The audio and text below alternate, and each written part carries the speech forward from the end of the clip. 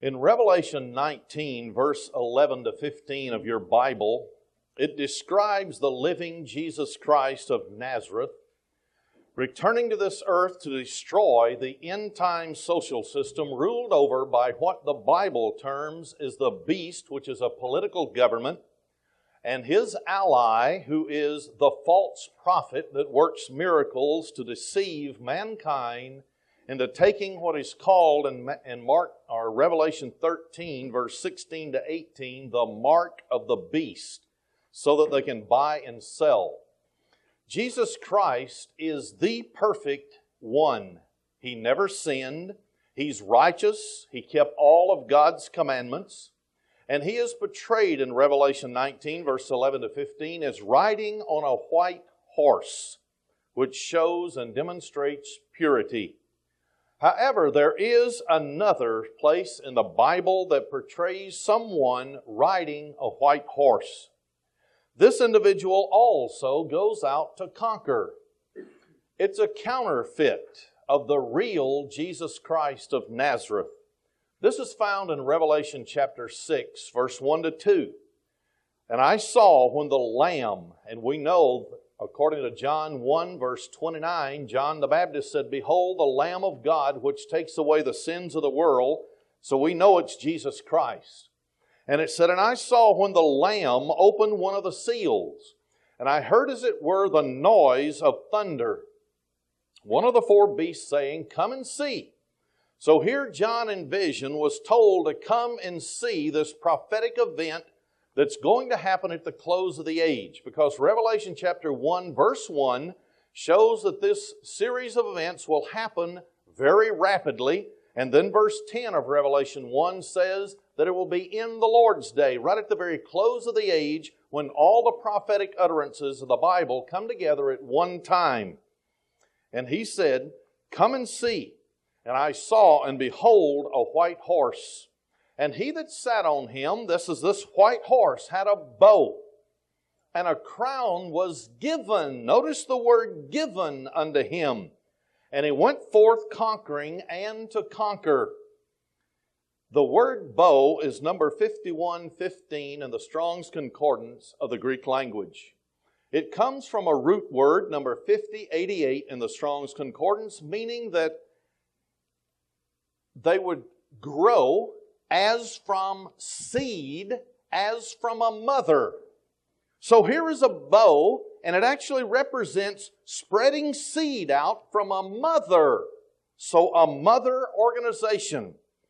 So here is something that will definitely grow from a mother organization to deceive the world religiously.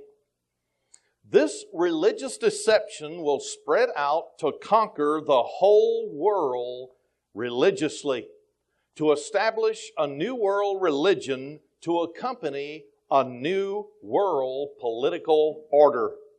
Remember, this was to happen now in the day of the Lord.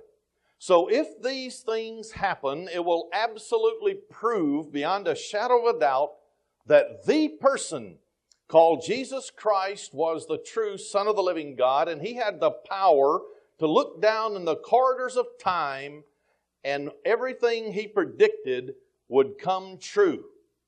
If it does, this shows that He is literally God, and there is none other besides Him. Notice now, this is all in the preparation stage to prepare man to worship the political ruler that is going to be ruling the world as very God, or the Christ. And those in the New Age movement today say that there is an individual on the scene in secret today that has the Christ Spirit. Notice the words of Jesus Christ in Matthew 24, verse 3. I'll not turn there. You can if you like. He was asked about the temple and all the edifices around the temple. And He said, when would it be destroyed? And we know according to history that it was 70 A.D. He also was asked other questions. He was asked, what will be the sign of your coming back to this earth to establish the true kingdom of God, to bring peace, happiness, joy, everything, to reverse all the sin and chaos and decay that we see in the world today. All the suffering that man has. And then he was asked, what would be the close or the end of the age? Now look very carefully at his words in Matthew 24, verse 4, 5, and 11. He said, take heed. This means take warning, that no man deceive you. For many, and he's talking about men, or many ministers, or many religious types shall come in my name. What's in a name? Look it up in a dictionary. It's the authority that this person portrays. So here are men that will come in the name or by the authority of Jesus Christ. And they will say that Jesus is Christ and shall deceive many. So not everyone out there that says they're a Christian is a Christian. Many will come along using the authority of Jesus, but they actually are the servants of Satan the devil, even though they do not realize it themselves, because they have been deceived. Now verse 11, and many false prophets shall rise and shall deceive many. Haven't we seen in the 20th century a proliferation of different religious organizations, all calling themselves Christian? At one time, about 5 or 6 years ago, I heard that there were 843 different categorized Christian religious organizations, and they all have one Bible, and there is one God that says He inspired that Bible, but there's 843 different professing Christian groups that has one set of words. How in the world can all these different organizations say they're Christian, and every one of them has the truth, they say? And they claim to have the truth, or they wouldn't be a part of that church organization, would they? How is this white horse spreading this religious deception and making it look so good? According to Revelation 13, verse 2 to 4, it actually says that an individual called a great red dragon, that's identified in Revelation 12:9 as Satan the devil, the very adversary of God, who is a fallen angel, invisible to the human eye, and he has 1/3 of God's angels that rebelled against God, and it's these ungodly sinners who are wicked spirits that are giving rise to this end-time system. And in 2 Corinthians chapter 11, verse 13 to 15, it says, and Paul is talking about false ministers, people who come on the scene to speak to Christian people, people that are called of God. Here's what he says about those individuals. For such are false apostles, deceitful workers, transforming themselves into the apostles of Christ. Notice, they are not the apostles of Christ, but they transform themselves so that they appear to be the very apostles of Jesus Christ. And he says, no marvel, for Satan himself is transformed into an angel of light. How do you think he deceived Eve in the Garden of Eden? He didn't come looking like a great red dragon with flames coming out of his nose and out of his mouth. He didn't come looking like a witch or a warlock with fangs. No, he was a beautiful individual. He was brilliant. And if he were to appear today, he would come in the back door walking down with a double-breasted suit and 3 or 4 Bibles under his arms. Oh, he would appear so good. And it says, as a direct result of this, therefore, it is no great thing if his ministers also be transformed as ministers of righteousness. I don't like to ever call other religious leaders by name, but on occasions it's kind of humorous. I don't know if anybody saw Billy Graham and his hour-long crusade on Friday night, December the 9th. Now, this was a football stadium filled with 50,000 people. You know what he said? Nothing. It was one of the most wasted hours I'd ever seen on television. He said nothing that would be spiritually uplifting and edifying to anyone who was there. And yet hundreds came streaming down the aisles because all they have to do is say a little prayer and think they've given their heart to the Lord. That's all they have to do. And it says here that Satan's ministers transform themselves into looking like they are righteous and they're ministers of righteousness. How in the world then is this white horse going out into the world? This same religious organization that's going to come to fruition at the very close of the age is described in Revelation 17, verse 1 to 6. It's actually called a great whore. What is a whore?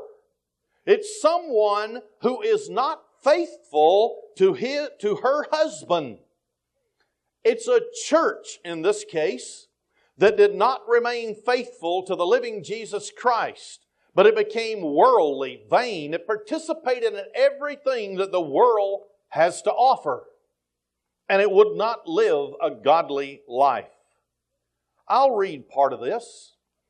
Come here, I'll show unto you the judgment of the great whore that sits upon many waters. So here's a church organization that's going to have services for its people on many continents, every nation on the face of the earth. And it says, with whom the kings of the earth has committed fornication, and the inhabitants of the earth have been made drunk with the wine of her fornication.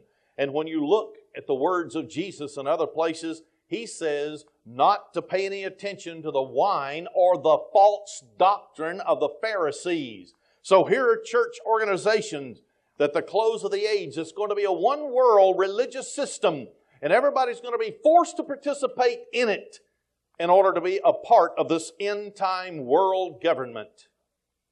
And it's called a whore because it is not faithful to Jesus Christ. And all the doctrines of the system cannot be found in the pages of the Bible that you can prove to be given by Jesus Christ of Nazareth, who is the Son of the living God. And it said, so He carried me away in the Spirit in the wilderness, and I saw a woman sit upon a scarlet-colored beast, full of names of blasphemy. So here is this worldly system, this political government that hates God Almighty, the one that created heaven and earth and put man here to begin with. And it blasphemes everything that God stands for. And it says, having 7 heads, that's the 7 different world-ruling governments that have been all the way from Mystery or Babylon under Nimrod all the way down to the time of the Roman Empire. And then out of the 4th empire will this last great government come. And then 10 horns. The world will be divided up into 10 global groupings along economic lines. And it's already planned, and they have every nation assign one of those global groupings. The United States of America, Canada, and Mexico are group number 1. What do we already have? Trades with Canada that has knocked down all trade barriers. Then we pass NAFTA so that Mexico can come into a free trade agreement with the United States and Canada. The same thing is happening in the Organization of American States. They're setting up a trade group there. The European Economic Community called the Common Market. They're setting up another one. So there'll be 10 global groupings. And it says, and the woman was arrayed in purple and scarlet color and decked with gold and precious stones and pearls, having a golden cup in her hand full of abominations and filthiness of her fornication.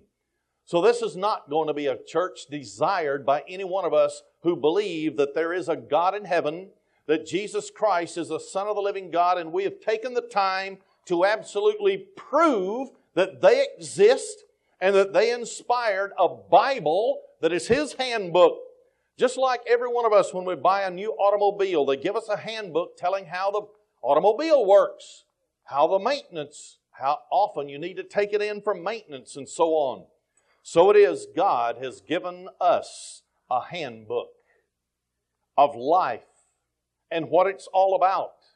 And for those of us who have taken the time to prove it, this is a filthy organization that's coming on the scene.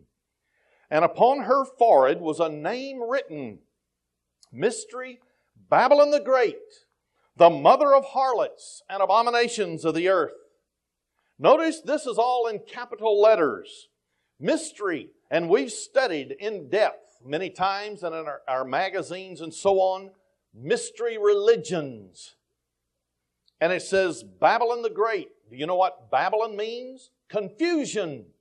Because they're going to have one religion, and every religious organization on earth is going to be merged into one, and they'll take the tenets that they can all agree upon from all the religious organizations, and then put it into this one system that's coming on the scene. So it's going to be mass confusion. And I saw the woman. This is an organization that existed before John, drunken with the blood of the saints. Because you see, John is forwarded in time into the day of the Lord. So this is an organization that is filled with the blood of the saints. They've killed the true followers of Jesus. Even though they claim to be a Christian organization, they have killed those who truthfully obey the Bible and the laws of Almighty God. And the blood of the saints are spilled and on the vestures of this organization, and with the blood of the martyrs of Jesus. And when I saw her, I wondered with great adoration. Now note some of the characteristics and some of the vileness of this organization. This great religious whore is a great fornicator. She is not faithful. She's guilty of changing God's Word, twisting the words of Jesus Christ, and then debauching the Word of God. God has pronounced judgment upon anyone in the book of Deuteronomy that changes His words. And then in the book of Revelation, anyone that adds to or takes away will be cursed. This organization is a rich organization. She spends her riches upon herself, not upon the world. And before I'm through, you're going to be able to see and identify who this great organization is going to be that's going to absorb all other religions in the world. And she right now rules over certain countries, and every country that she has absolute domination over, the people are in poverty. Every nation. This church is a proud church. It's very worldly. It displays its riches with costly jewelry and so on. She drank from a golden cup, but the contents that were in that cup were vileness, showing her sinful nature, and it was an abomination to God. Everything that is detestable according to the true Bible that God has delivered to us. She is also a mother church. There are organizations that have come out from her. And all her offspring carried the same identical doctrines with only slight variations. And so they can be identified as well. Her greatest hatred, though, is the true believers that hold to the Bible and that Jesus Christ is the true Word of the living God. And this Bible is nothing but Jesus on paper. And this great church organization that will end up riding this last social system to world power and therefore be the world religion against which no one will protest, or they will be killed or put into concentration camps. It says that this church is drunk with the blood of the saints. This means these saints who are living godly lives in the eyes of Jesus Christ, forgiven of all of their sins, have literally been murdered by this organization in the past, and it will yet happen in the future, according to the 5th seal of the book of Revelation. Nothing is as vile as religion that has lost its way. It's departed from its purity and from holiness. Yes, there have been dark moments in the past, and they're going to be returned to us yet in the future. There is an organization today called the World Council of Churches. Also, there is a lesser organization that is a member of the World Council of Churches, and it's called the National Council of Churches. I want to discuss this just for a moment because it's going to be very important in bringing about a world religion which everyone except the true followers of Jesus Christ will be forced to be a part of. The World Council of Churches has been accused for a number of years that they sponsor terrorism in third and fourth world countries being targeted for overthrow by the communist apparatus. This has been on national television on 60 Minutes years ago. To be exact, the World Council of Churches was brought to the forefront in the 1970s because they actually funded Rhodesian terrorist groups that were working for the Marxist communists to overthrow Ian Smith and Rhodesia and become Zimbabwe today. A man by the name of Bernard Smith from England wrote a book called Fraudulent Gospel, where he documented the atrocities of the World Council of Churches in the name of religion. He brought it up to date in the 1980s, the latter part, and it provided a very breathtaking catalog of the abuses that the World Council of Churches has put Christians' money to.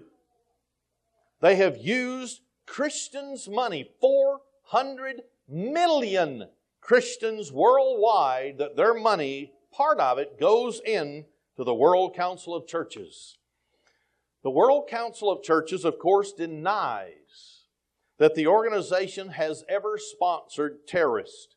But in 1978, there were 8 British Pentecostal missionaries. They had 4 children. They were all butchered by the Zipra terrorists in Rhodesia. The 4 women were raped and then butchered in acts of barbarity.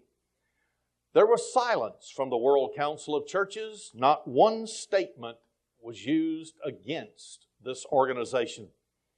Because of the very silence of the World Council of Churches, and it gave money to this organization, it actually condemns them because they should have immediately stopped funding it, but they never did. In this work, Fraudulent Gospel, Mr. Bernard Smith goes as far as to accuse the World Council of Churches of adopting the theology or doctrine of the Antichrist. Its philosophy of secular humanism actually distorts the Christian message in the Bible, and it leads to a denial of Christianity. It's secular humanism. And he absolutely proves by the statements and the writings of those individuals in the World Council of Churches that it was nothing but a tool of the Soviet Union at that time. And therefore it was a tool in the hands of liberal humanists in their campaign to corrupt the spiritual values of those in Western society. So the World Council of Churches is working for a world religion. But that's not all. The New Agers and occultists are also working for world religion. They're making their pleas for a new world order, from Pope John Paul II to the Presbyterian Church USA spokesman. They are with one voice declaring the need for new cooperation and unity in religion. Doctrine has no consequences any longer in the churches. Witch doctors and theologians or ministers of these various churches that are a part of the World Council of Churches and the National Council of Churches are praying and chanting together with one voice to seek unity of religion. I only want to bring a few of those quotes from newspapers to prove what I'm saying. This is from the UPI, a release. Quote, Pope John II calls Sunday for interfaith efforts for world peace and said true Christians do not just trouble themselves with the hereafter. In other words, we're not just interested in what happens at death or whether there's a heaven or a hell or the kingdom of God to be established. Pope John Paul II said the time of religious warfare is past, and Christians must work with other religions to secure peace. End of quote. The article went on quoting other parts that he stated. There is a growing awareness that humanity has a profound unity of interest, vocation, and destiny, and that all peoples are called to form a single family. Does that sound like the New Age movement? We're a world community. We are a world brotherhood. We're all in the same family. And we're looking for world government, world religion, a world economic system. And here is the Pope of Rome calling for the same thing. The grave threats that hang over its future are not merely a noble appeal meant for a few idealists, but a condition for survival itself. And that was the quote of Pope John Paul II.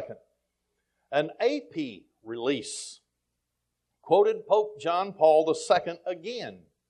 It said he urged all religions Wednesday to work together against political, ideological, and economic tensions that he said threaten the survival of mankind. He said there is a growing conviction that something must be urgently done to secure the peace and development that are conditions for a better future for the whole human race. Then notice what he said. It's God's will that we work together to bring about these changes. End of quote. That was a message that Pope John Paul II gave to a gathering of Hindus, Muslims, Protestants, and Catholics. Are they working for world religion, especially when Hindus and Muslims do not even believe that Jesus Christ is the Savior of this world?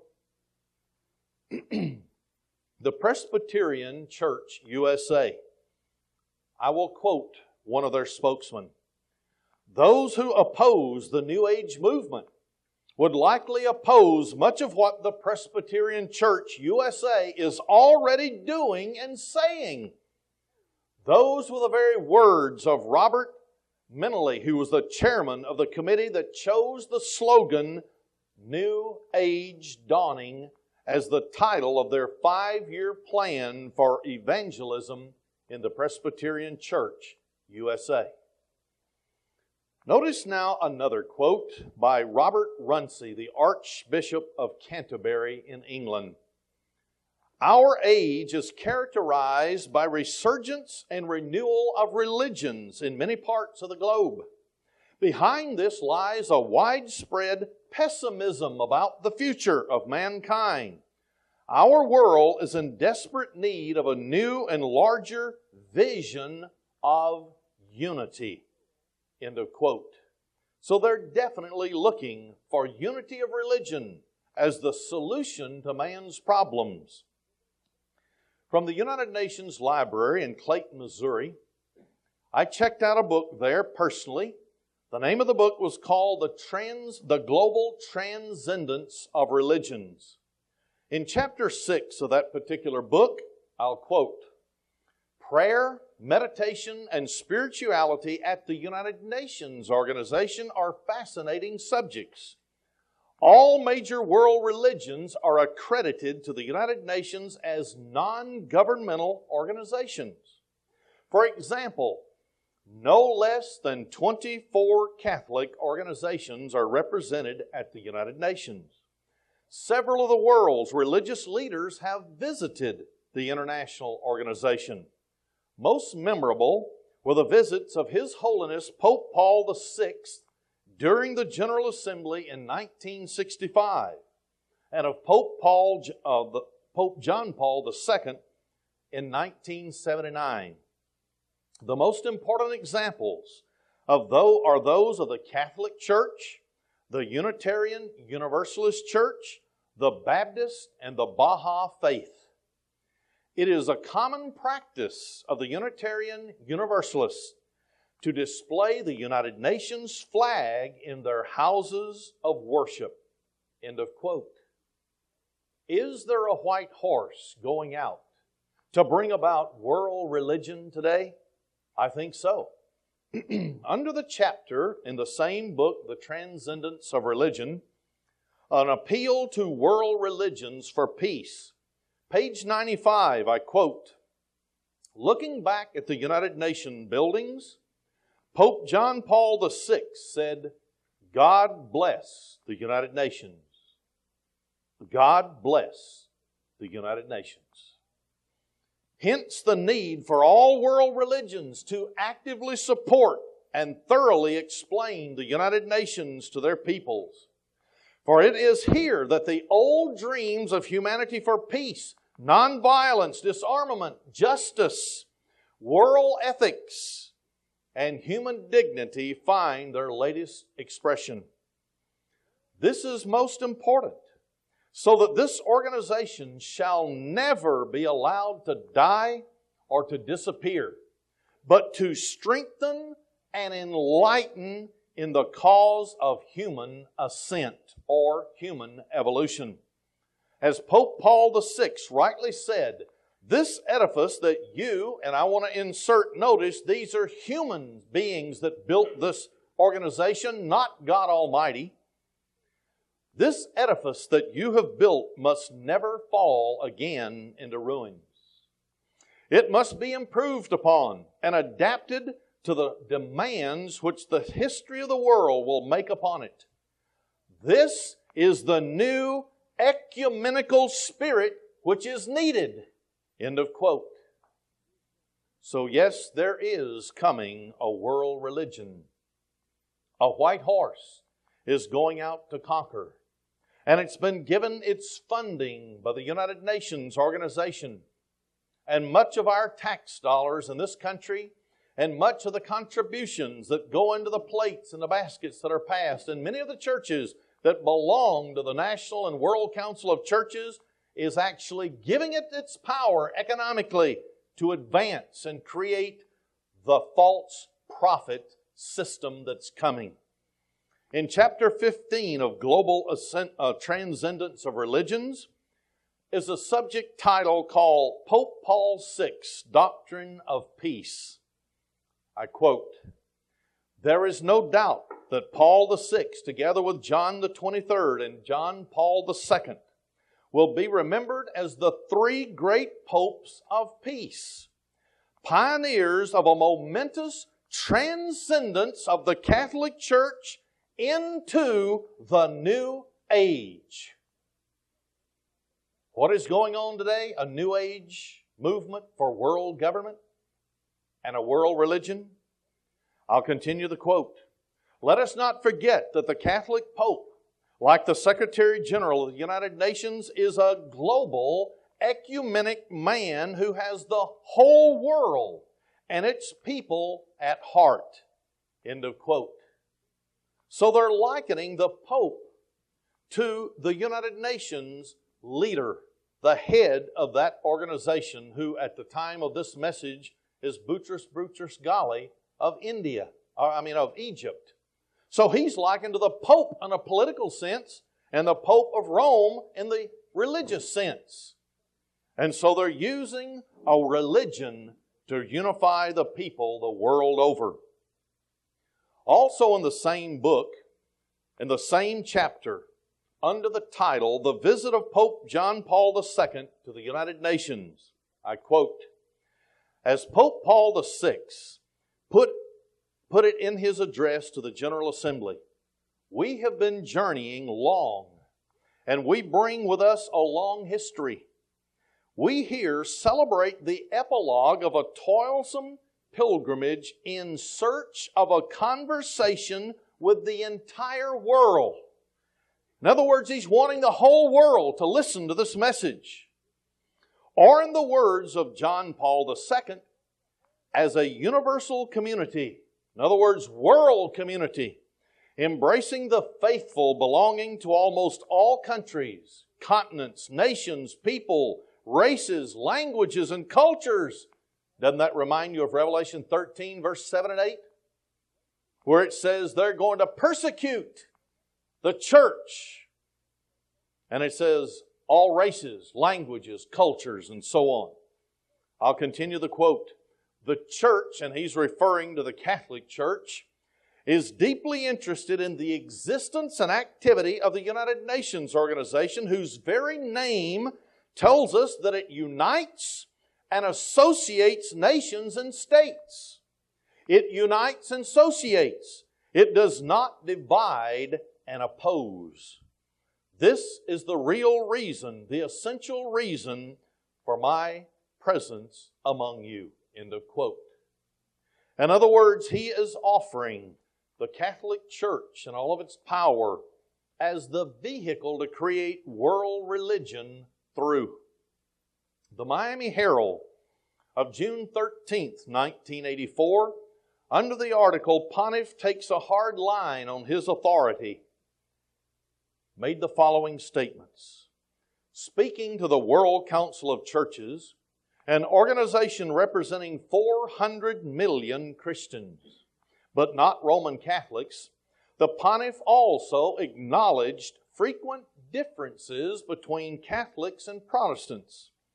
From the beginning of my ministry as Bishop of Rome, I have insisted that the engagement of the Catholic Church in the ecumenical movement is irreversible, and that the search for unity was one of its pastoral priorities. End of quote. So the present Pope is not interested in the local churches of its organization. It's interested in world religion and bringing all religions of the world under the umbrella of the Vatican. Why would the Catholic Church join an irreversible ecumenical movement with Protestants and with non-believers of Jesus Christ, such as Hindus, Buddhists, the Shinto religion in Japan, and so on?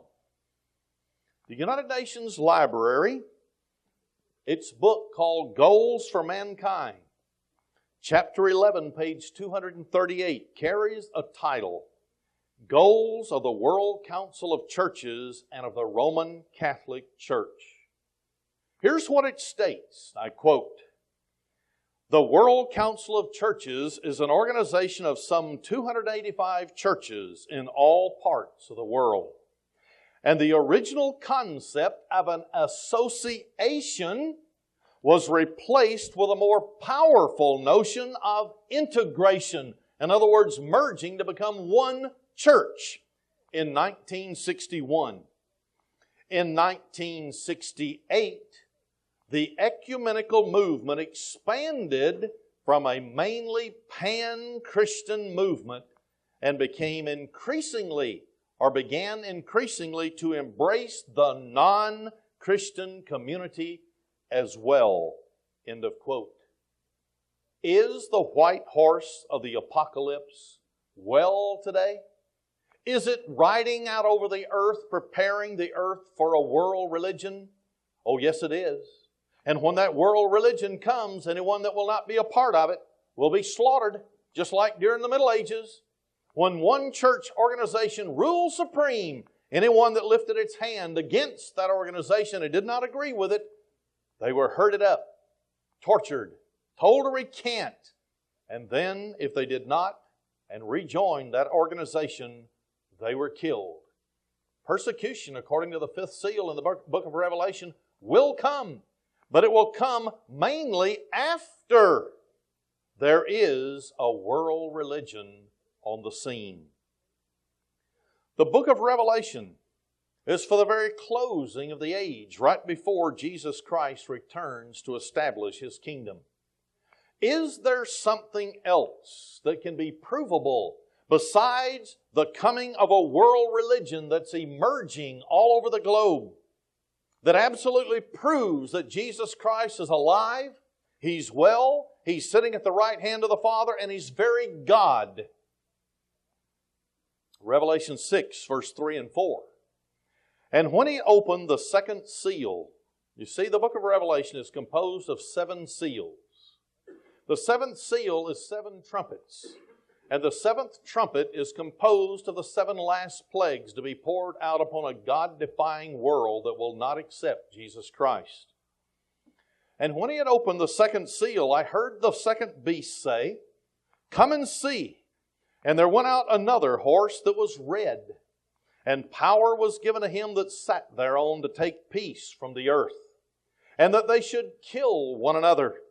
And there was given unto him a great sword. Now these 2 short little verses carry awesome consequences for those that have been living in the 20th century. I'd like to make 3 observations concerning these verses before going into documentation to prove that the red horse of the apocalypse was saddled. It's been riding throughout this century, and it's about to come to fruition, and its usefulness is nearly over.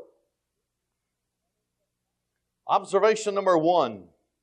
One of the 2 purposes of this red horse of the apocalypse was to take peace from the earth. In other words, that was to cause worldwide revolutionary wars and activities, to put the world in constant turmoil so that mankind would become so discouraged and so disgusted and so tired that they would cry out for peace and accept world government rather than continue war after war after war. And according to CNN News, December the 7th, 1994, today there was categorized 360 either skirmishes, tribal wars, or outright wars such as Bosnia and the Serbs in the world today. A second observation is that the red horse of the apocalypse was to kill people. That was its very purpose, to go out and kill human beings on a massive scale. And the third observation is that it was given a great sword. And a sword in Bible prophecy symbolizes military. So it was given the military hardware to create world revolutionary wars and even world wars. And it was given to this apparatus. It didn't just have it. So let's investigate to see if this actually is occurring in the 20th century today, and does it fit Bible prophecy down to the very minutest detail, proving that God exists and His Son Jesus Christ cannot and will not lie.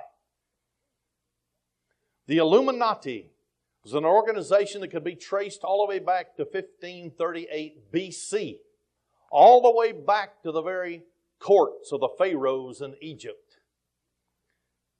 The modern manifestation of the Illuminati and the final 200-year program of the Illuminati was kicked off by a man by the name of Adam Weishaupt on May 1st, 1776.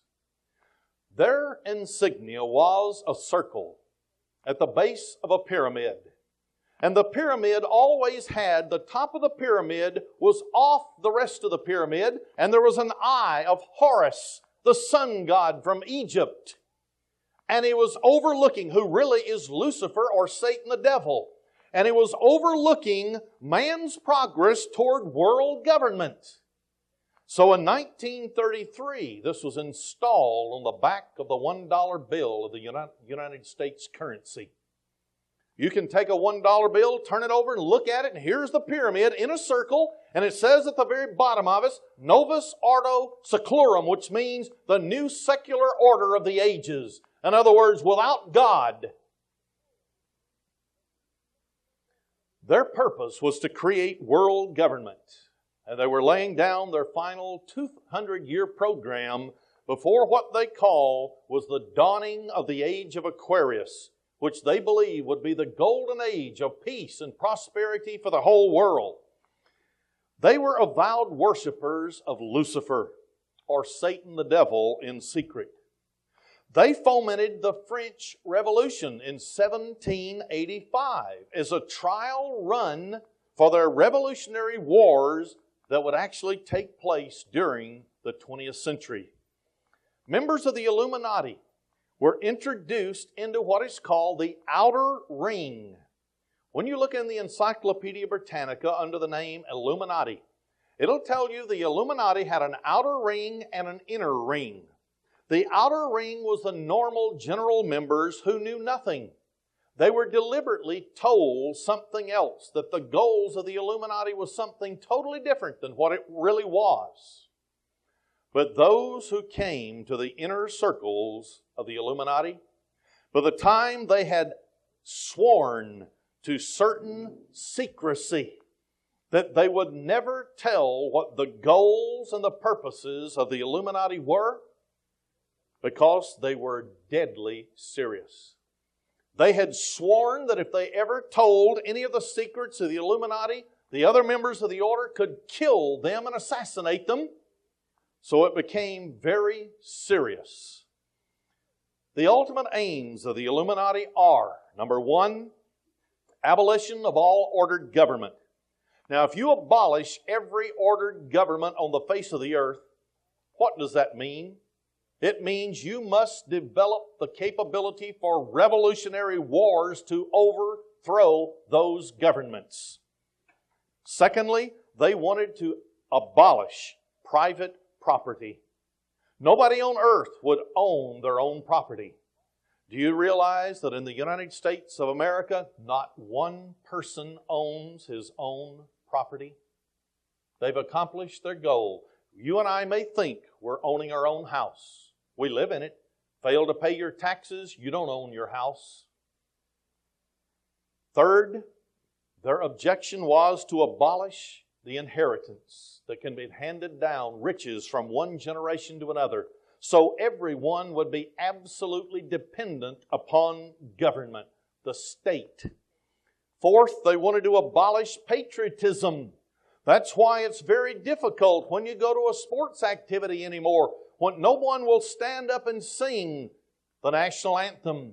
No one will put their hand over their heart when the Pledge of Allegiance is given, because they're preparing for a world citizenship, not the citizenship of the United States of America. Number 5, they wanted to abolish all religion.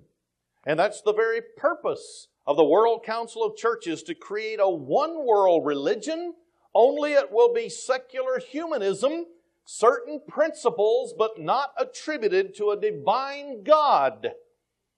And number 6, the abolition of the family. Number 7, the creation of world government. Naturally, most members of the Illuminati and of high Freemasonry and the lower ranks of Freemasonry were never told the objectives of the human race. They were only told and assured that the goal of the Illuminati was to bring the happiness of the human race. And that was all. But on July 16th, 1782, at the Congress of Wilhelmsbad in Germany, an alliance between the Illuminati and Freemasonry was finally sealed. This pact joined together 3 million individuals in every nation on the face of the earth into a secret organization. And the plans and the goals of those organizations was not to be made known to the general public. Only those in very high Freemasonry know anything about this, and I'll discuss that in just a moment. In 1829, American Illuminati agents sponsored a series of lectures in New York. The lecturer was Frances Wright. She advocated the entire Adam Weishaupt program for the Illuminati. They introduced a word that had never been used before. For the first time, they brought the word communism into their lexicon. They said that we'll create a world government of communism. That way they would have absolute dictatorial power in socialism, steps to communism, and then the state would wither away and everybody in the world would be happy. And everybody would share with everybody else. Steps that had to be achieved before they could embrace communism had to be that equal opportunity for everyone had to be expressed.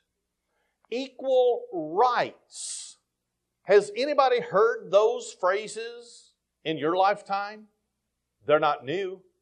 They were the phrases brought up by the Illuminati in order to make communism more palatable, more acceptable, more digestible by the human race. They said that people had to accept atheism as a right if they did not want to believe in a divine God. They said that they had to emancipate women from the home.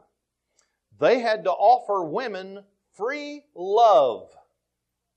Have we seen these programs in the 1960s and 1970s openly in America? Oh yes.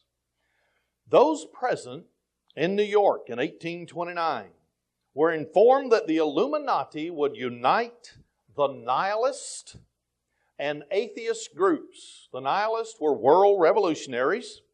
And all subversive organizations from one end of the earth today into an international organization known as communism. This new communism would become a destructive force by which the Illuminati would foment future wars and revolutions. Those that were appointed in New York City as the fundraisers to support the revolutionary activities were Charles Dana, Horace Greeley, and Clinton Roosevelt. Clinton Roosevelt was a direct ancestor of Franklin Delano Roosevelt, who became President of the United States and took us the greatest leap into international socialism, preparing for communism than any president before him or after. In 1830, Adam Weishaupt died at the age of 82.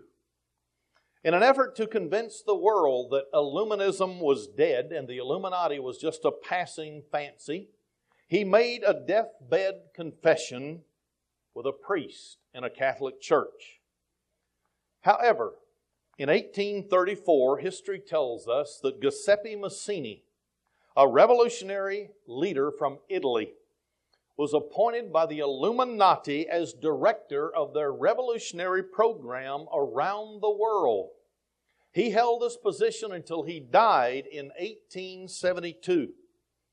About the same time, a very obscure intellectual by the name of Moses Mordecai Marx Levy, alias Karl Marx, joined one of the branch organizations of the Illuminati conspiracy called the League of the Just. In 1847, he was hired to write what has become known as the Communist Manifesto. It's basically a policy statement for the overall plans for the future of the Illuminati to take the world for world government. Marx was of such little importance in the overall plans of the Illuminati, his name was not even attached to the document till 20 years after he wrote it. So that shows that he was only a small person in comparison to the power brokers in the Illuminati organization. The next important man that came on the scene for the Illuminati, especially in America, was a leader who literally worshiped Satan by name. He did not prefer Lucifer, but the name of Satan. His name was Albert Pike from Little Rock, Arkansas. Today he's entombed 13 blocks from the White House in Washington, D.C. He was selected by Giuseppe Mazzini of Italy to head up the operations in the United States of America. As top Illuminist agents, Albert Pike and Giuseppe Mazzini worked in unison, in consistent agreement with each other. Pike took control of the religious aspect of their operations, since he had such direct connections with Satan personally, while Giuseppe Mazzini was in charge of the political activities for world revolution. While the grand lodges, Orient lodges of Masonry, came under suspect because of Giuseppe Mazzini's revolutionary activities, he decided that he would write to Albert Pike, who by this time was the head of the ancient and accepted Scottish rite of Freemasonry, and he would lay out a plan by which they could go underground and in secret and carry out their operations unknown to the general public. In a letter to Albert Pike dated January 22nd, 1870, and this at one time was in the British Museum of Natural History, and it disappeared in 1977 mysteriously. Here's what Giuseppe Mazzini wrote to Albert Pike, quote, "We must allow all the federations," that's Freemasonry, excuse me, "to continue just as they are, with their various systems, their central authorities, their diverse modes of correspondence between high grades of the same rite, organized as they are at present. But we, Albert Pike and Giuseppe Mazzini, must create a super rite which will remain unknown, to which we will call those Masons of high degree, whom we of the Illuminati shall select. With regards to our brothers in Masonry, these men must be pledged to the strictest secrecy. Through this supreme rite, we will govern all Freemasonry, which will become the one international center more powerful because its direction will be unknown." End of quote. That was taken from the book Occult Theocracy by Lady Queensborough, page 208, 209. She was in England and a historian. Albert Pike organized this ultra-secret organization under the name of the New and Reformed Palladian Rite. He established 3 supreme councils, one in Charleston, South Carolina, another in Rome, Italy, and the third in Berlin, Germany. They were on the verge of preparing to turn loose the red horse of the apocalypse upon the world. A historian from Europe called Dr. Batelli, who was a writer in the last century and the early part of this century, wrote, and I quote, "This super rite, which is Masonic Luciferian Spiritism, must not be confused with the machinery of high Masonry. Palladism," that's what they named it, "is the cult of Satan in the inner shrines of a rite superimposed on all the rites. It is a cult, a religion." End of quote. So now we can see that the book of Revelation says there will come an end-time government, an end-time world religion, and it will be given its power by Satan the devil, So the very instruments who were used back to lay the groundwork for the 20th century, for the final 100-year push before the dawning of the age of Aquarius, they were working for world government. The theological dogma of Albert Pike is laid out in the Instructions. This is the title, Instructions. This also was in the British Museum of Natural History until 1977, when several documents disappeared.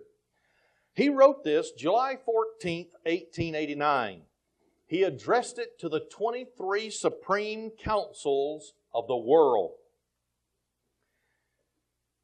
Quote, "That which we must say to the crowd is, we worship a God.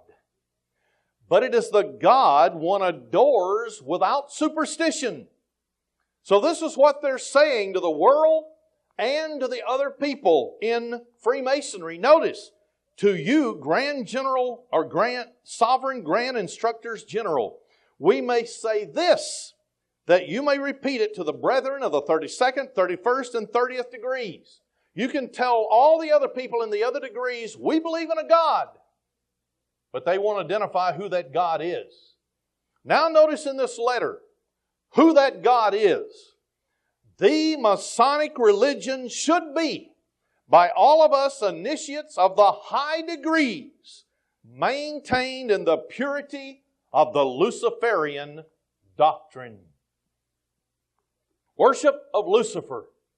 He went on to say in the same letter, yes, Lucifer is God, and He's not. He went on, I quote, "The doctrine of Satanism is a heresy, and the true and pure philosophic religion is the belief in Lucifer, the equal of Adonai. But Lucifer, who is the God of light and God of good, is struggling for humanity against Adonai, which is Jesus Christ, the God of darkness and evil." So those who worship Satan, the devil, actually believe that Lucifer is a God when he's not. He was a created angel in rebellion to his Creator.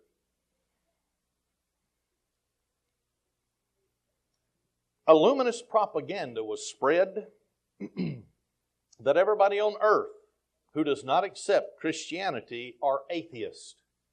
This is a deliberate lie circulated to cover up the secret beliefs of those in the Illuminati that they worship Satan, the devil, and that they are the ones who are about, step by step, to institute a plan after they laid it down for the destruction of civilization and the establishment of their despotic rule called the Novus Ordo Seclorum, or the New World Secular Order. In a very remarkable letter that was dated August 15th, 1871, which also was in the British Museum Library in London until it disappeared, here's what Albert Pike gave Giuseppe Mazzini as a detailed plan for their Luciferian world conquest. He said in graphic detail, there would have to be 3 world wars. There would have to be many smaller revolutionary wars. Now, let's stop just for a moment. What have we seen so far in the 20th century? We saw World War I. Then we saw during World War I the overthrow of the Tsar of Russia and the establishment of international communism as a threat to the Western world of Christianity. You see, those who are working for world government, who is inspired by Satan the devil, know exactly how to achieve their purposes. What you do is create a problem, and then you furnish the solution, so that you're the ones that's creating the problem, and then you also furnish the solution, so you get what you want every time. So what did they do? They set about sowing the seeds of discord that totally broke down the Catholic Church. And so it spread many, many churches all over the world. And now they're furnishing the solution, not only bringing those who claim to be Christians, but also non-Christians into one world religious organization. And so now we see the seen enemy set up during World War I. What has happened since then? World War II.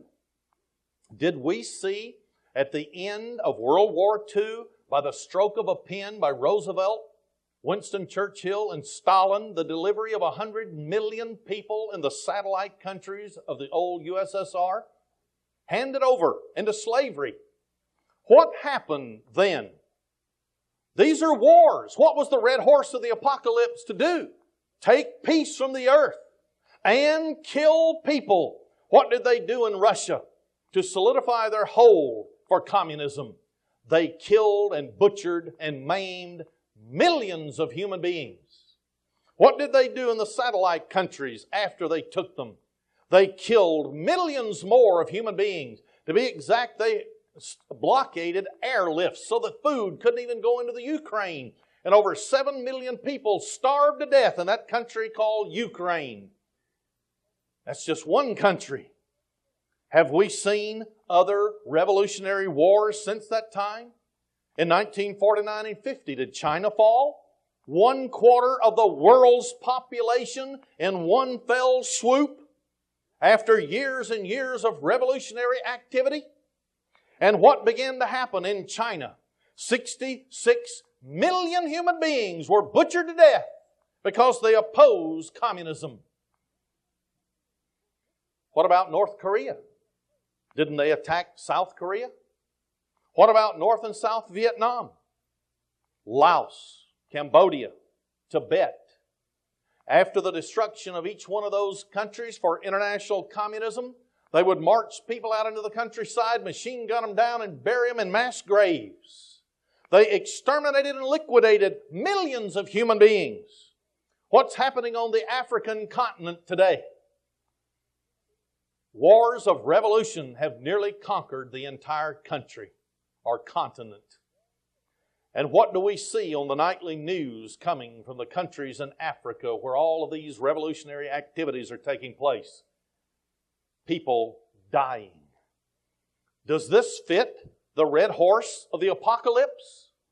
Yes, it does. Notice this final letter that was written, giving the whole program for the 20th century, because you see there's only been 2 world wars. And Giuseppe Mazzini and Albert Pike, when they laid out the final 100-year program, they said there would be 3 world wars. I will now quote part of the letter. The third of these wars, we shall unleash the nihilists, those are the world revolutionaries, and atheists. They combine together. It's called international communism today. Who is it that has? Because May 22nd, 1994, many of the top officials behind the Soviet Union came together and they signed agreements that they would all work for the reinstitution of the former USSR, with all of its satellite nations being a part of it once again. If this happens, notice what they're going to have behind the Iron Curtain. Number 1, they're going to have the greatest nuclear arsenal amassed in the history of the world.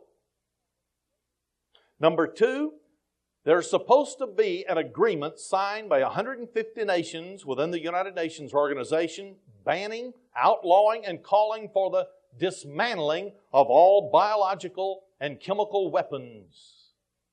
But you see, Russia worked it out so they would have a loophole, which they always do. They said everything listed on the agreement must be disbanded.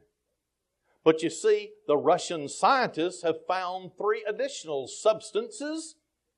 They're called A232, A233, and A33. All of these substances, and I might have misquoted a number there, but this is all from memory. All of these substances are unknown to anyone else in the world. They were not listed on the agreement, so they're not banned.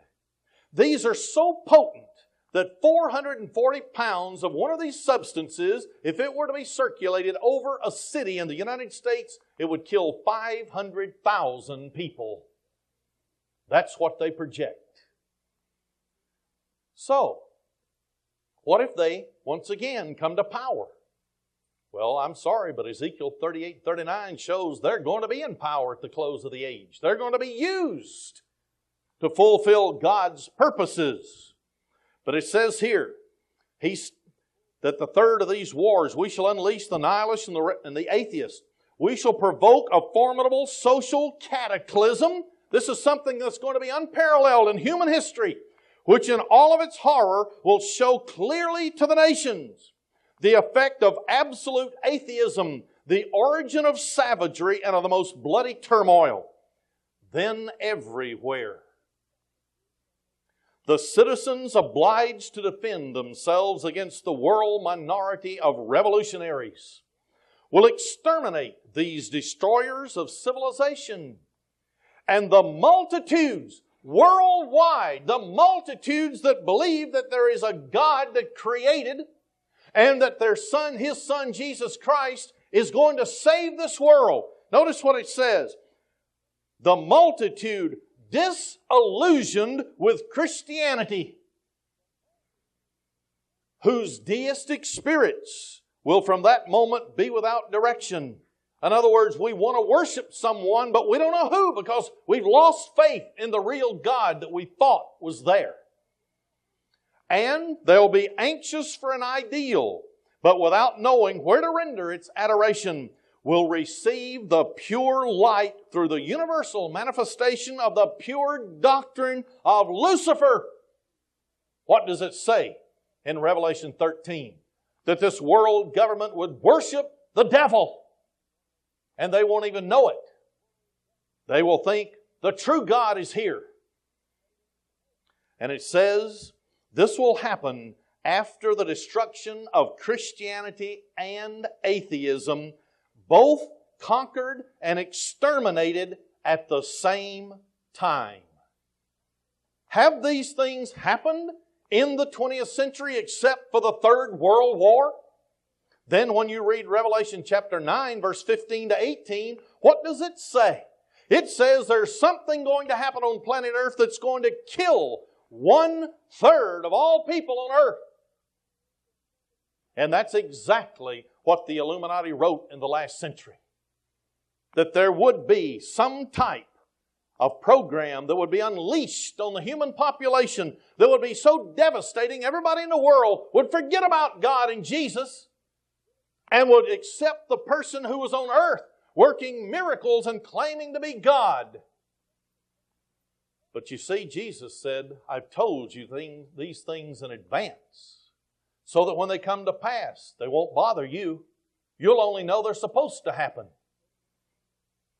In Revelation 6, verse 5 and 6, it says this concerning a strange black horse. And when he had opened the third seal, I heard the third beast say, Come and see. And I beheld, and lo, a black horse. And he that sat on him had a pair of balances in his hand. And I heard a voice in the midst of the four beasts say, A measure of wheat for a penny, and 3 measures of barley for a penny. And see that you hurt not the oil and the wine. Notice now, there's 2 parts to this black horse of the apocalypse. It's talking about economic collapse. And also, combined with that at the same time is famine. And it all has to do with being able to buy and sell because you have no money. Or you have so little that you have to be very careful what you purchase. Or there is not enough crops to go around. And so you must be very, very careful what you spend that money upon. The Illuminati stated back before the 20th century even began. And the documentation was found by Professor Nihilus of Russia, and it was translated into the English language by Mr. Marsden of the London Morning News.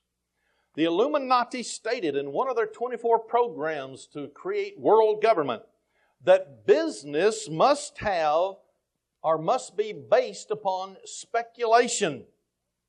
This was before there was any such thing as a stock market. They said that behind the scenes, they would have to begin to build businesses by offering stock. People putting their money into it, buying a piece of paper, offering them part of the profits of the company. And then, since they would gain control of all the central banks of each country, they would be able to inflate prices. And so the value of the stocks would go up and up and up. And then as people bought and sold the stocks, more and more people would go into the company, the corporation. And then when they were ready to pull the plug, because all business was based upon speculation, then everybody would lose everything they owned. So they created a panic in 1907, and they set up what is called the Federal Reserve System. Was passed into law, even though the Constitution of the United States says that only Congress can coin money and set the value of it. And so Congress set the value of money based upon $35 an ounce of gold bullion. And paper currency, it was stabilized.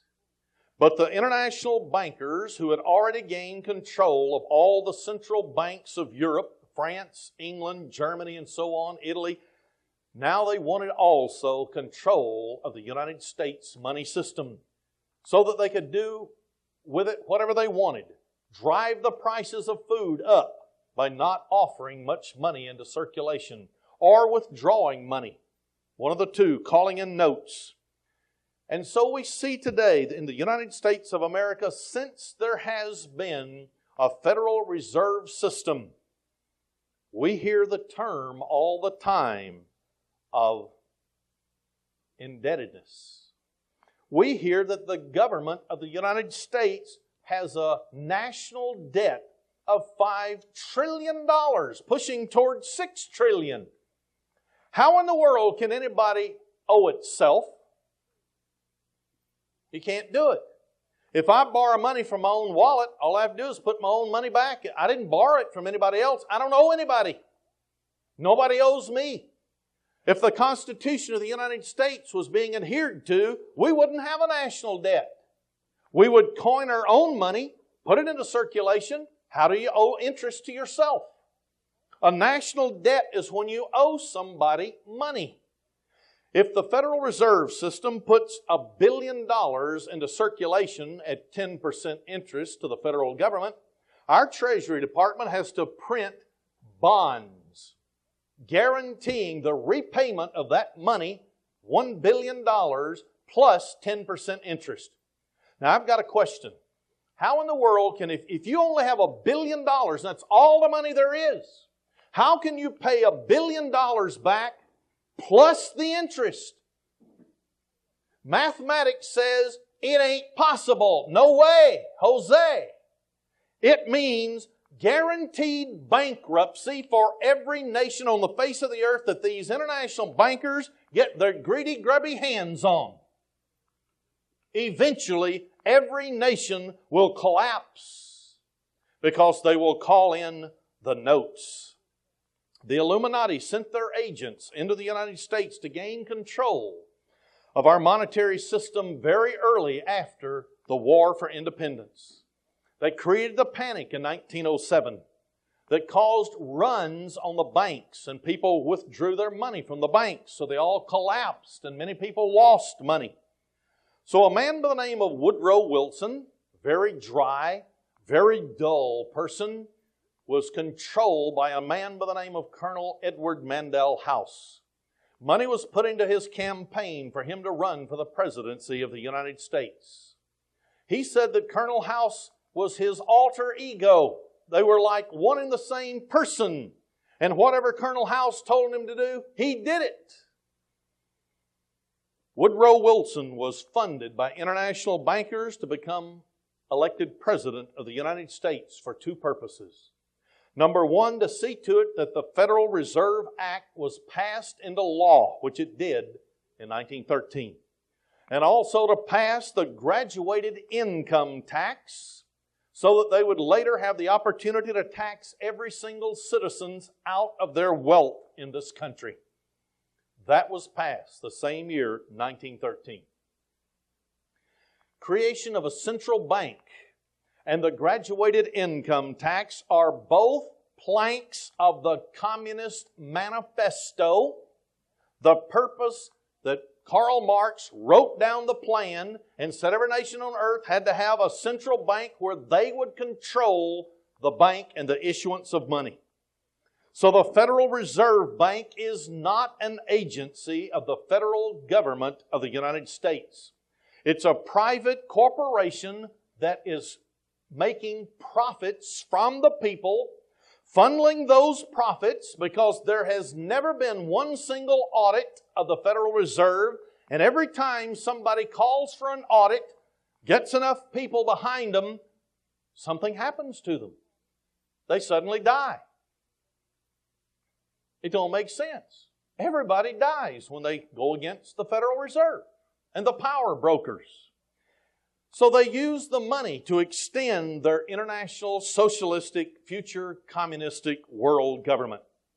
It's a private corporation that now controls the economic life of this nation.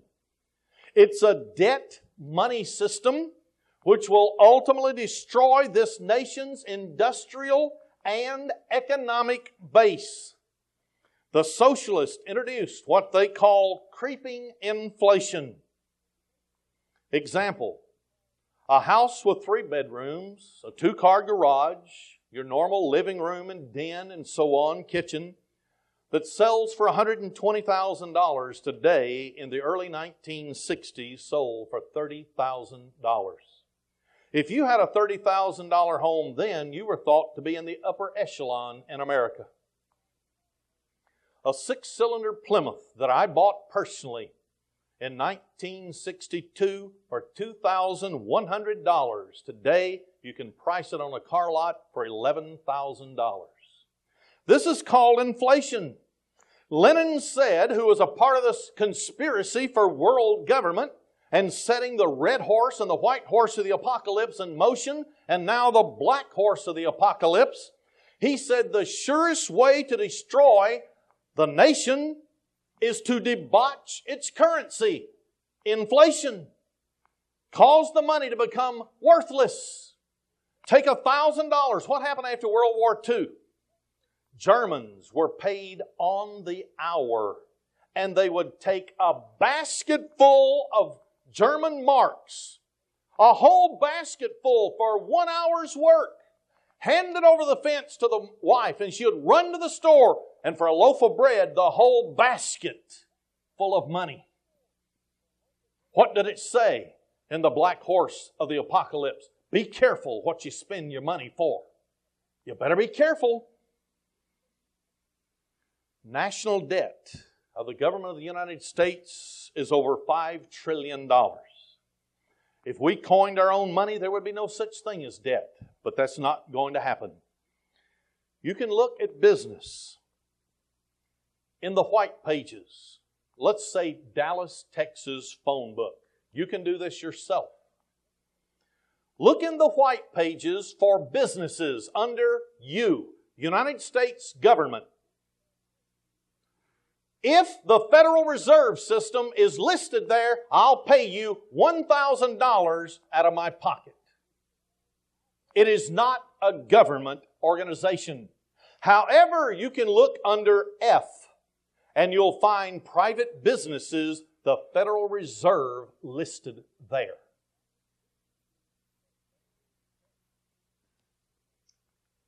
It is a private organization.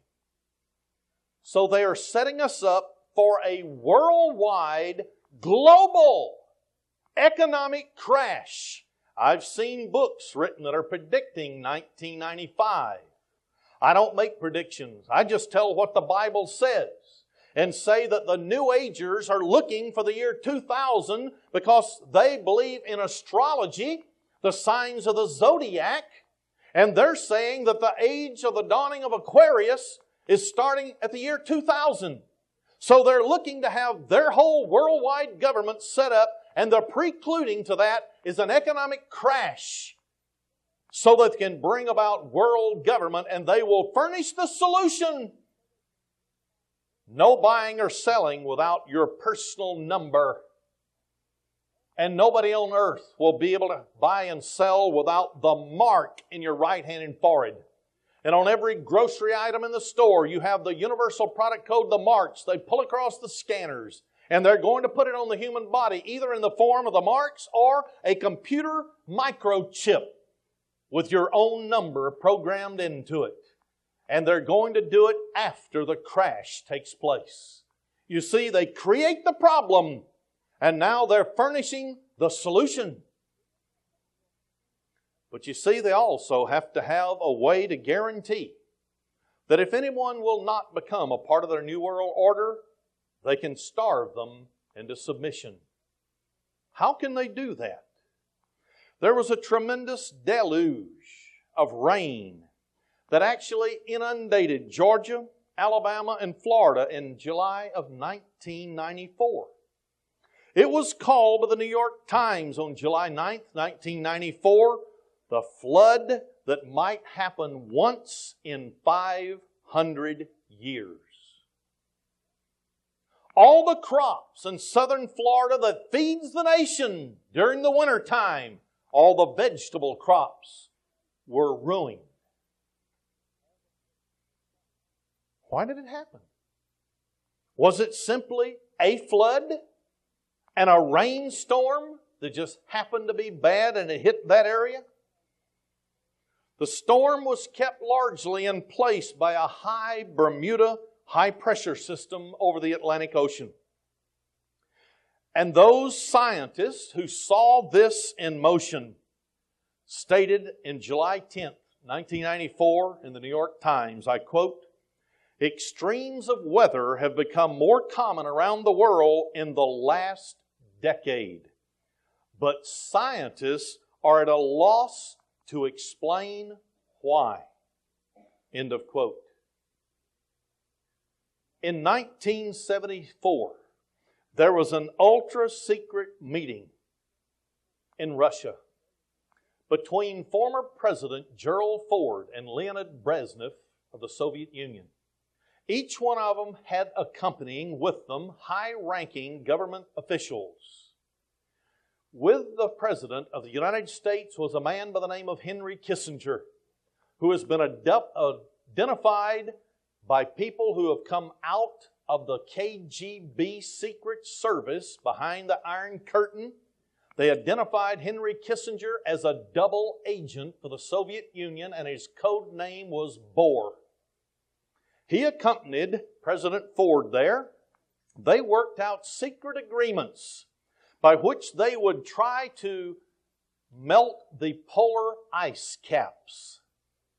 And so they started what is called extremely low-frequency magnetic waves.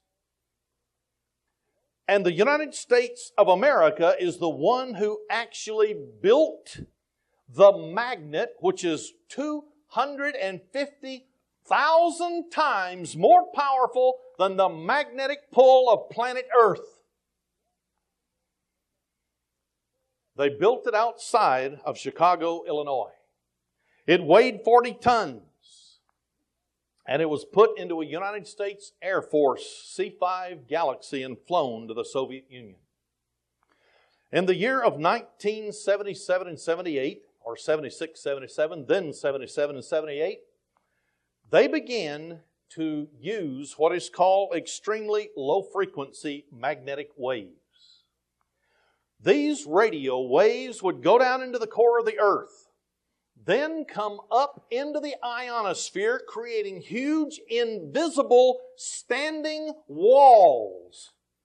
And as the jet stream, which always flowed from the Pacific West across the middle part of the United States, bringing it warm and moderate weather with normal rainfall in its due season, all of a sudden, these blocking mechanisms would cause the jet stream to divert, go up north. Then another blocking mechanism would cause it to come down, and it would drag down with it extremely cold and frigid air from Canada instead of the warm air from the Pacific Ocean.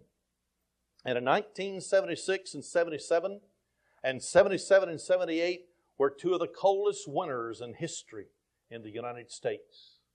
In the area of St. Louis, Missouri, there was snow on the ground in 76, 77 for 30 consecutive days. The high temperature was 10 degrees, unheard of. Then the next year, snow was on the ground for 61 consecutive days. A new record. This is happening everywhere. They've even come into more understanding of the use of Nikola Tesla's 900 patents with the government of the United States in the 1900 through about 1930. They've discovered how to use all of these. Now they can modify the weather. They can determine who they want to have crops by diverting the jet stream, creating famine, or they can come in and cause rain and rain clouds to sit over your city, your county, your state, day after day until everything is flooded. And that's exactly what happened in the Midwestern part of the United States of America in 1993. Des Moines, Iowa was flooded. All the streets of this great city flooded. And then it came on down to the Missouri and the Mississippi River. And a 51-foot crest in front of the arch above flood level, highest in history. Where did the water go? It never got to Memphis, Tennessee. The water went into the grounds and softened and weakened the rock formations. And if there comes a great earthquake in that area, I feel sorry for the people who live there, because devastation that will be unheard of is going to happen to that populated area from St. Louis to New Orleans, Louisiana. But because now the extremely low frequency magnetic waves, the black horse of the apocalypse, anyone that will not become a part of the New World Order, they can zero in on those people and see to it they have no rain, or they have too much rain. And just like happened in Kansas in one city, they've already learned to use Tesla's experiments and his patents so that if a city maybe does not go along with the New World Order, they can create what is called a lens effect. They can actually create in the ionosphere, through these extremely low frequency magnetic waves, an effect where sunlight is intensified and they can raise the temperatures 20 to 30 degrees in 10 minutes, which they've already done in Kansas. And they can keep it that way hour after hour, day after day, if they so choose. So they've learned weather modification. But the scary thing of this whole thing is that Earth is a magnet. Its liquid iron core creates magnetism. And it comes up through the poles, and then it has an arc that goes from the North Pole to the South Pole, then the South Pole to the North Pole on opposite sides. And the entire Earth is a magnet. And it rotates on its axis around the sun based upon this magnetism. And the moon rotates around the earth based upon magnetism. And if something were to happen to the magnetism of planet Earth, the earth would begin to wobble on its orbit. Have you ever taken as a kid a top and pulled a string and started spinning that top, and it stood there and just spun and it was so pretty? Then it began to slow down and it began to wobble. Did you know that scientists discovered in 1989 the earth slowed down on its orbit a fraction? And then in 1991 they noticed again that it slowed down for a fraction and said the earth actually wobbled. This was in the newspapers. I've got the documentation that'll be in the January 1995 magazine. What happens if the magnetism of planet Earth, because of their using these woodpecker, which is the code for the Soviet Union, and these extremely low frequency magnetic waves to divert and dissolve part of the magnetism of planet Earth, then the prophecies in the Bible that said the Earth will go out of its orbit and wobble can be easily understood. These are all a part of the black horse of the apocalypse. But in Revelation 6, verse 7 and 8, it says this about another strange horse. And when he had opened the fourth seal, I heard the voice of the fourth beast say, "Come and see." And I looked, and behold, a pale horse. And his name that sat on him was Death, and hell followed. And the word hell is Hades, which means the grave where you bury people. And power was given unto them over the fourth part of the earth, to kill with the sword, with hunger, with death, and with beasts of the earth. I've already discussed about the extremely low frequency magnetic waves which will play into this fourth horse of the apocalypse. I've already discussed some of the woodpecker signals, the extremely low frequency magnetic waves. So specifically what I want to discuss in the fourth horse of the apocalypse today is pestilence. Disease epidemics. Jesus said in Matthew 24, verse 7, that there would be pestilences. How in the world are we going to have pestilences? What if I could prove to you the Illuminati figured it out all the way back 95, 96 years ago, how they were going to begin to weaken the human beings to prepare it for disease epidemics at the close of the age so they could reduce the population. Senate Bill 732 and 733 appearing before Congress in December of 1994 gives a stated purpose for these bills. Quote, to provide for the immunization of all children in the United States. End of quote. I've got a question. Is there anything about immunization that could be very deadly or threatening to our children? What about all of us who received immunization when we were children and we're up in our 40s and 50s and 60s today?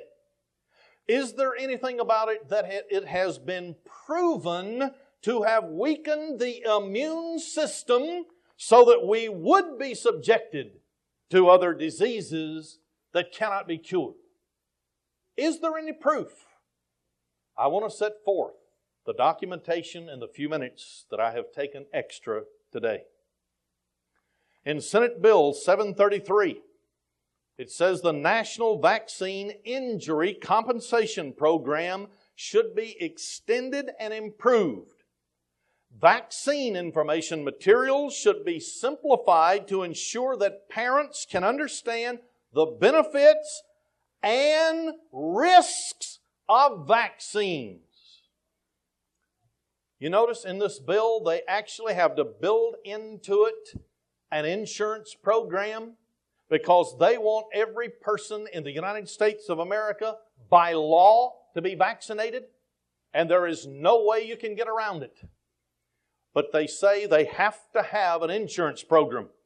The National Vaccine Injury Compensation Program is a type of insurance system established to cover anyone that is brought up for a lawsuit because they are victims of vaccines. Senate Bill 732 and 733 say, quote, the National Vaccine Injury Compensation Program is an essential element in a compensation immunization program and should be applied to additional vaccines recommended for universal use in children. Note the word essential. Why would it be essential? Because children will be and are being harmed, and lawsuits, whether you and I are told by the mass media, are being filed and have been filed for years because people have been dying and getting sick by diseases that would have been warded off if their immune